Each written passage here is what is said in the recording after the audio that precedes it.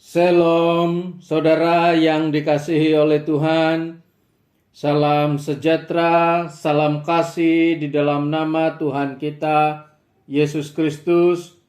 Kita bersyukur atas anugerah, kebaikan, kemurahan Tuhan yang senantiasa menyertai hidup kita.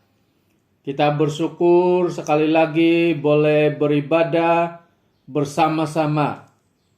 Hari ini kita belajar firman Tuhan yang diambil di dalam 1 Timotius 4 ayat 12. Sekali lagi 1 Timotius 4 ayat 12 dan saya akan bacakan dalam terjemahan Indonesia. Begini bunyi firman Tuhan. Jangan seorang pun menganggap engkau rendah karena engkau muda.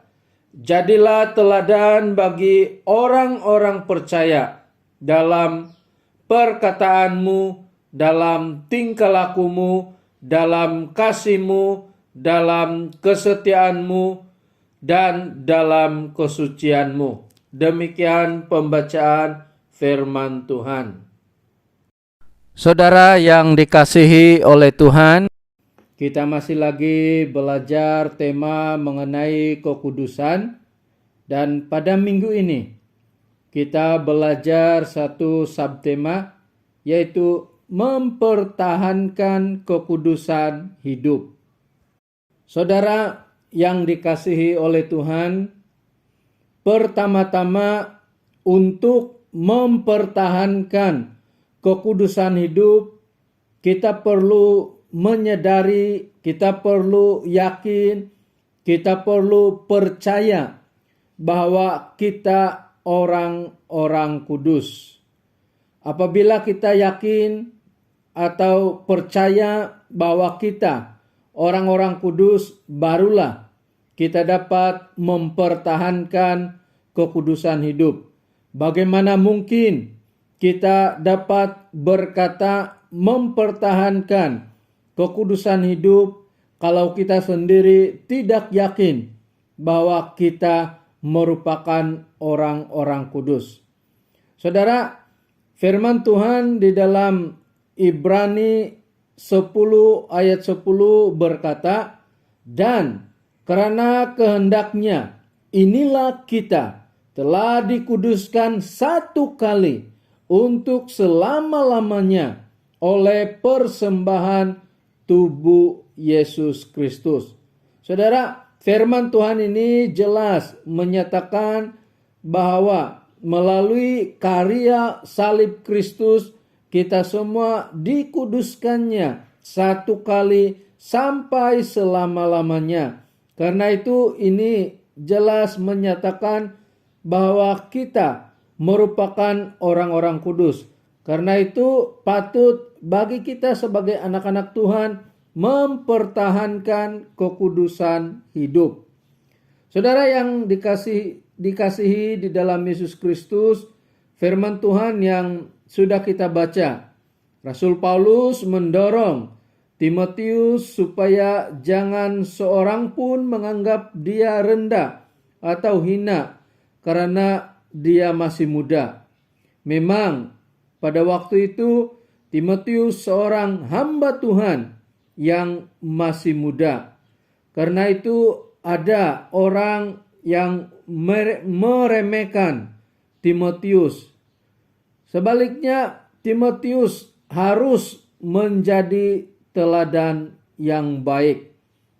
Dengan menjadi teladan itu berarti Timotius mempertahankan kekudusan hidupnya. Kita tidak akan dapat mempertahankan kekudusan hidup kita kalau kita tidak menjadi teladan yang baik. Sebab itu untuk mempertahankan kekudusan hidup kita perlu yang pertama mempertahankan kekudusan hidup melalui kata-kata yang memberkati.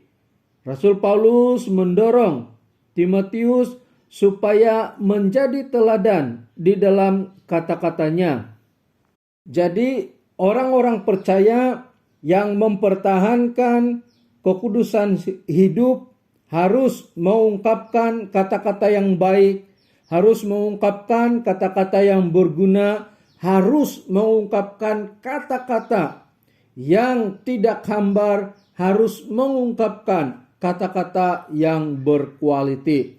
Saudara, kita tidak dapat mempertahankan kekudusan hidup kalau kita menjadi batu sandungan dan juga kalau kita suka berkata-kata yang kotor.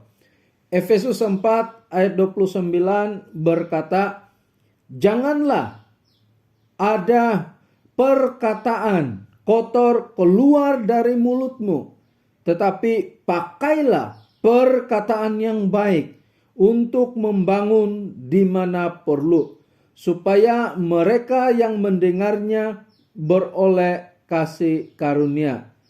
Jadi untuk mempertahankan kekudusan hidup, kita perlu mengungkapkan kata-kata yang memberkati. Yang kedua, mempertahankan kekudusan hidup melalui kelakuan yang baik. Rasul Paulus mendorong Timotius supaya menjadi teladan di dalam kelakuan yang baik. Orang akan melihat kelakuan dan tindakan kita. Kalau kelakuan kita tidak baik, maka orang akan menilai kita orang yang jahat dan tidak kudus. Kalau tingkah laku kita mencerminkan karakter Kristus, kita dapat mempertahankan kekudusan hidup. Firman Tuhan di dalam Amsal 20 ayat 7 berkata, "Orang benar yang bersih kelakuannya." Seharusnya orang yang kudus, orang yang benar memiliki kelakuan yang bersih, memiliki kelakuan yang mencerminkan Yesus Kristus. Saudara, lebih baik kita dikenal karena kelakuan kita yang baik dan memberkati daripada kita dikenal karena kelakuan yang tidak baik. Yang ketiga, mempertahankan kekudusan hidup dengan kasih. Rasul Paulus mendorong Timotius supaya menjadi teladan di dalam kasihnya kepada orang lain. Saudara, kita semua mengetahui banyak hal tentang kasih. Tetapi apabila kita berbicara mengenai kasih, itu berarti kita bercakap tentang memberi. Apabila kita berbicara mengenai kasih, kita bercakap tentang pengorbanan. Saudara, untuk mempertahankan kekudusan hidup, kita patut berkorban masa, tenaga untuk melayani Tuhan.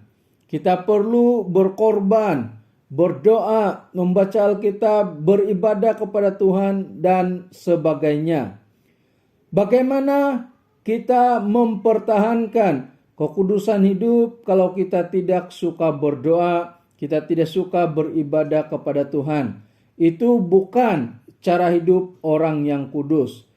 Saudara, dasar kasih adalah Yesus yang berkorban untuk kita melalui penyelamatannya di atas kayu salib. Yang keempat, kita belajar mempertahankan kekudusan hidup dengan setia. Rasul Paulus mendorong Timotius supaya menjadi teladan dalam kesetiaan. Saudara, bila kita bercakap mengenai kesetiaan, itu berarti satu tindakan yang berterusan. Kalau hari ini kita berdoa, kalau hari ini kita membaca Alkitab, kalau hari ini kita melayani, kalau hari ini kita mengungkapkan kata-kata yang memberkati, maka orang yang setia akan melakukannya berterusan. Itulah yang dimaksudkan dengan setia. Untuk mempertahankan kekudusan hidup, maka kita perlu setia menjaga kekudusan hidup kita. Tidak patut minggu ini kita rajin berdoa, rajin beribadah, tetapi minggu depan tidak mau berdoa, tidak mau beribadah. Itu bukan sikap yang setia. Yang kelima, kita belajar mempertahankan kekudusan hidup dengan menjaga kesucian.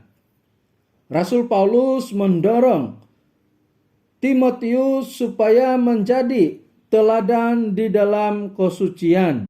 Menjadi teladan di dalam kesucian bukan hanya berbicara mengenai cara hidup yang baik, bukan hanya berbicara mengenai tidak suka dengan dosa, tetapi ia juga berarti tindakan dan juga motivasi yang benar.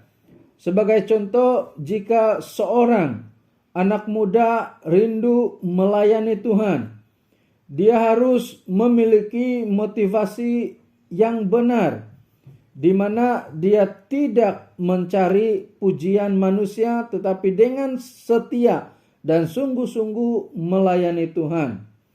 Saudara, bagaimana mempertahankan kekudusan hidup kalau kita memiliki motivasi yang salah di dalam melayani Tuhan?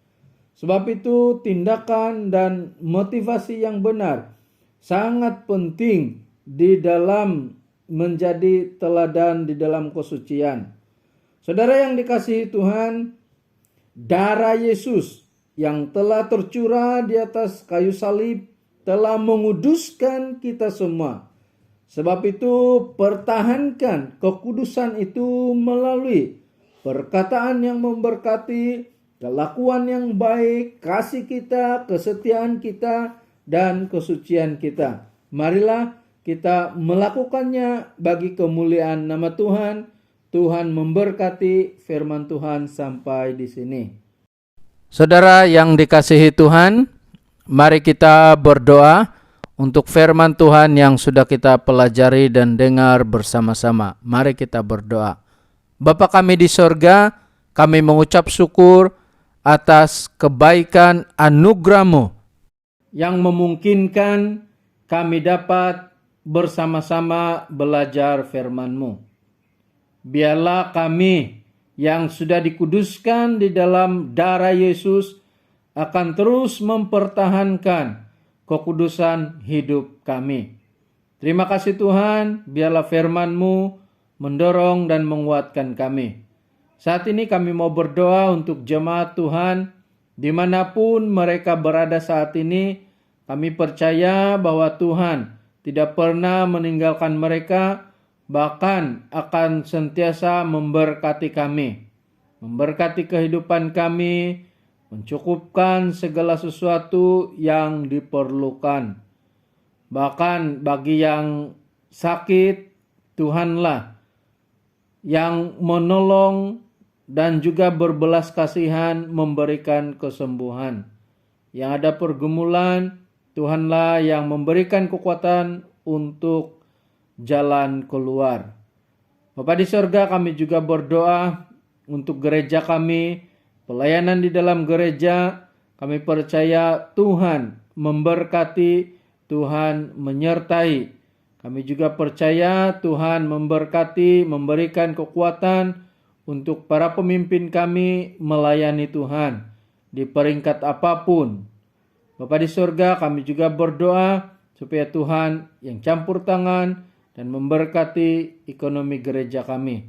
Kami juga mau berdoa untuk negara kami, kiranya Tuhan yang akan terus memberkati negara ini, para pemimpin negara ini, bahkan ekonomi negara ini. Terima kasih Tuhan, kami serahkan semuanya dalam tangan Tuhan. Ini doa kami dan kami bersyukur karena Tuhan yang hidup yang sentiasa mendengar doa kami. Di dalam nama Yesus kami sudah berdoa. Amin.